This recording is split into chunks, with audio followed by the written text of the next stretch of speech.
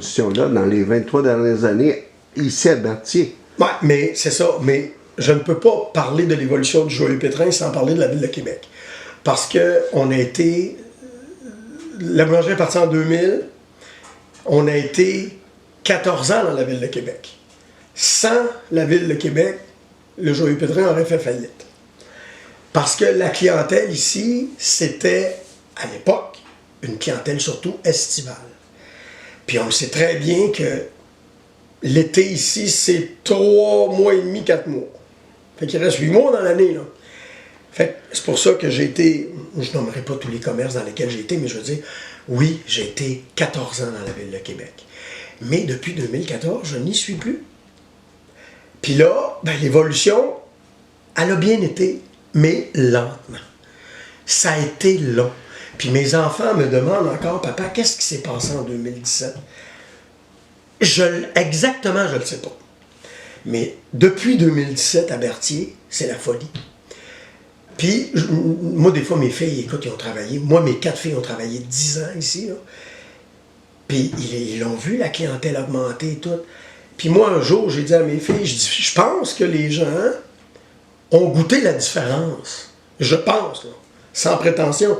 Ils mangent du pain d'épicerie, puis ils venaient ici, ou ils étaient invités chez des amis qui avaient mon pain sur la table. Puis à un moment donné, boum, les gens ont dit « Tapinouche, je l'aime bien ce pain-là. » Puis là, ben, ils se sont adaptés à mes horaires, parce que j'avoue que je suis pas la boulangerie la plus ouverte au monde, mais il ne faut pas oublier qu'on est à Berthier-sur-Mer. Fait que les gens se sont adaptés à mes horaires, et les gens ont adopté mon produit. Puis aujourd'hui, mais ça a été lent. Tu sais, ça a été lent parce que, moi je le dis souvent, le changement s'opère, mais lentement. Puis même dans notre société dans laquelle on vit, il y a des changements, mais c'est jamais rapide. Puis c'est correct. Moi, des fois, je dis, c'est pas rapide, mais c'est mieux intégré peut-être. Puis ma clientèle est très fidèle.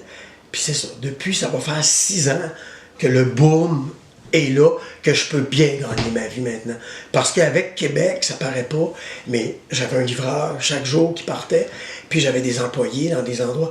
Puis si j'étais dans un magasin, il fallait que je donne un pourcentage. Fait que les revenus étaient pas toujours excellents parce que ça coûtait cher d'opérer, parce que Québec, c'est quand même pas à porte. Hein? Aller au marché du Vieux-Port, c'était 160 km par jour. Aller-retour, aller livrer. Fait que tu sais, ce que je veux dire, c'est que, mais, c'est ça, les changements s'opèrent. Puis aujourd'hui, ben, moi, je suis fier des consommateurs, je suis fier des Québécois, parce qu'ils ont évolué. On a tous évolué ensemble, là, dans leur goût. Le goût de la boulangerie, le goût des poissons de chez Donald Lachance, le goût des fromages, le goût des légumes biologiques. Écoute, moi, je connais 10 fermes biologiques sur la Côte-du-Sud, là. La ferme La Maria avec ses herbes, ses teintures mères. Tu sais, je veux dire, ça bouge.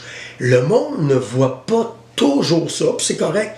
Mais moi, je suis dans le milieu de l'alimentation depuis 1984.